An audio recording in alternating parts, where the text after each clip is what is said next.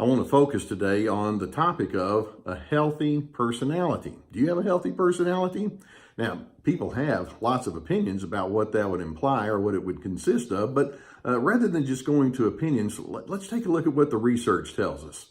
Actually, going all the way back into England in the the 1880s, there were a group of sociologists that put a lot of thought and research into that question. And then in the 1930s, 40s, 50s, and beyond, a prominent Harvard professor named Gordon Allport led the way towards much research on that very question. What are the traits that we see in the most healthy of individuals? And then as the decades have gone by, researchers have actually brought it down to 5 primary characteristics that we watch for that can give us an idea of how healthy an individual is or perhaps is not.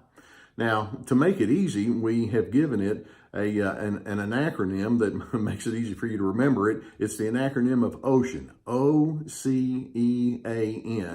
and each of those stands for something. And so let me go through these 5, and as I do, I want you to just kind of gauge yourself on that, and then let's make a few comments as to how we can certainly make these more and more prominent in the way that we engage with other individuals. Okay, O stands for openness.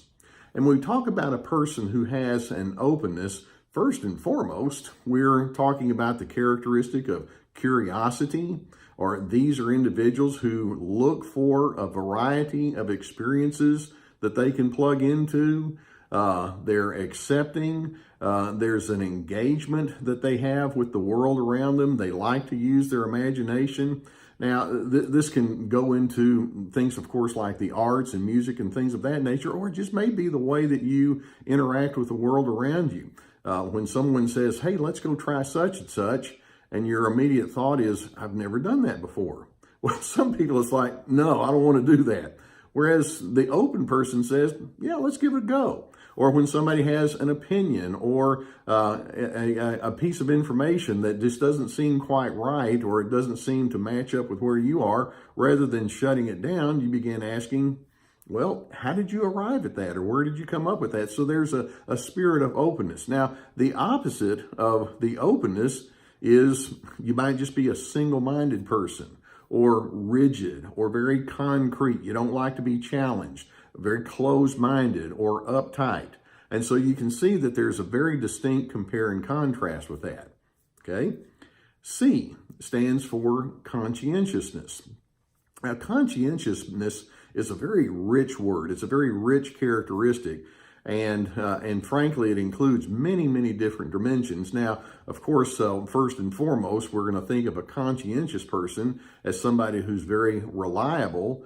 When they say they're going to do something, you can just mark it down. They're going to do it. And they're trustworthy. There's a courteousness that they have. They're tuned in to the world around. You know, as they make decisions and try to enact different kinds of behaviors, they're aware that it's of the impact it's going to have on other individuals, and so they factor that into the way that they manage things. There's a punctuality that they can operate with. These are the kind of people who have that reputation that says, if you want something done, that person will do it. Or when that person tells you something, their word is their bond. That's a really healthy way to go. Now, the opposite of that would be, the person that's unreliable or sloppy or messy, or whenever they say they're going to do something, you have no idea if it's going to be done at all, or if it's going to be done in a timely kind of way. There's just an erratic and inconsistent kind of way. So you can see either end of the spectrum on that particular characteristic. Okay, O, C, and then E stands for extroversion. Now, research doesn't require or imply that you have to be a naturally extroverted person. Some people are just naturally introverted, and that's not a crime. It's okay. In fact, some folks are a little bit too extroverted, so we can go to far extremes. But when we talk about extroversion, we're talking about at least making the effort to engage with other people. Are you the kind of person that likes to connect? And there's a sense of sociability. You can have a friendliness. You're an affirming person. When you're around other individuals, you would be the kind of person that would ask about someone else's interests or needs and things of that nature. And there's just a recognition that says, The quality of life goes up when you know more about other individuals and you can interact with them. Now, there's an obvious opposite to all of that, and that is some folks emotionally are very shut down. Shy is not necessarily something we have to worry about, but when we talk about shyness to the point where it's like, I am not going to make myself available, that's when it starts becoming worrisome. Or it may be that they're aloof or just unavailable or disinterested, couldn't care less, that kind of thing. So you can see that that has its extremes. OCEA stands for agreeableness.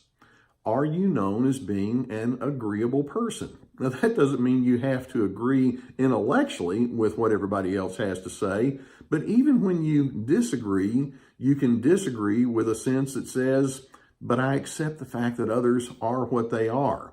You don't have such a fixed agenda as to how things are supposed to unfold that you're unable to tolerate other people. So an agreeable person is somebody that has a positive outlook. They're known as being cooperative. They like affirming other individuals. They anticipate the needs of other people. Whereas if you go in the opposite direction, there can be a stubbornness, there can be a pushiness or a pessimism. You can be argumentative, things of that nature. And so that has its compare and contrast. All right, OCEA, and then N refers to neuroticism. Now, this one's spoken more in the negative direction, and so the ideal, of course, is that we would not want to be very neurotic.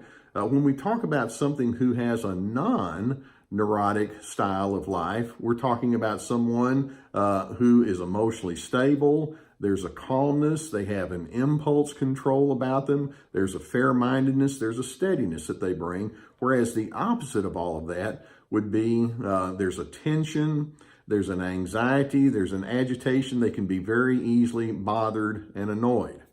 Okay, OCEAN. It's pretty interesting big five list that we can watch for, and by the way, researchers have also shown that of those five, there's one that stands out most as being the ultimate indicator of whether you're a healthy person or not, and that is C, conscientiousness. That conscientiousness ingredient is the one that we want to aim for the most. So knowing this, let's close with a few thoughts about how you might proceed. First and foremost, you want to be intentional. You know, when we look at that question, what does it mean to be a healthy person? Well, we know what it means to be a healthy person or not. And so the intentional person says, I like to grow. I want to know what's out there that is going to make me a better person. I want to know how I come across, and I want to make plans so that I'm going to have the optimal influence in a very healthy way with the people that I'm engaging with, whether it's family or marriage or children or friends or organizations or business. Make sure that you have a well-conceived, intentional idea of who you are based on what we know works within friendships and relationships. Now, a second very key element that we want to go to is don't blame other people for your flaws. You know, there are times when you look at your personality and you think, well, that OCEAN, yeah, those are good things to watch for. But sometimes I have the opposites that you just mentioned. And then the easy thing to say is, well, yeah, but the reason I have the opposites is because this person I live with is impossible to get along with, or I have jerks that I work with and day in and day out, and they make my life very difficult. No. Yeah, sure enough, there are some people who are difficult, but that doesn't necessarily mean that you have to go into your unhealthy place. You see, I start with the assumption I can be a pretty healthy person when everyone around me is acting the way I want. But the mark of maturity is when I can be that healthy individual, even when those people are not giving me the qualities that I would prefer. Don't blame other individuals for who you are. Make sure you take your own initiative. And so that leads to a third primary thought, and that is make sure that other people do not establish your pace. that would go into the codependent kind of mode. How many times have you started out trying to be a healthy person and then somebody tripped you up emotionally or communicationally, and before you know it, you're going into all sorts of characteristics and qualities that you don't like, and it's like, yeah, I got suckered into that other person's flow. That's codependency, by the way. And so you want to make sure that you have a well-conceived idea, even in the more difficult moments. Now, I wish I could say it's Les Carter that said this next phrase, but actually it's Shakespeare. To thine own self be true. And we want to go with that notion. To your own self be true. And that means you know who you are. So I hope that you do have that well-conceived idea of what it means for you to be a healthy person, and more particularly that as you engage day in and day out, episode after episode, that you have a self-awareness that says, I know who I am, I know where I'm going, and I want to go someplace good. Now, I hope that you do gain from the videos. I would encourage you below the video here to hit that subscribe button. And when that happens, then you'll be notified when more videos come up. And then you'll also notice below the video that I have some links to some books and some workshops and things like that that you might want to avail yourself to. I'm glad you're on board, and I hope to see you next time.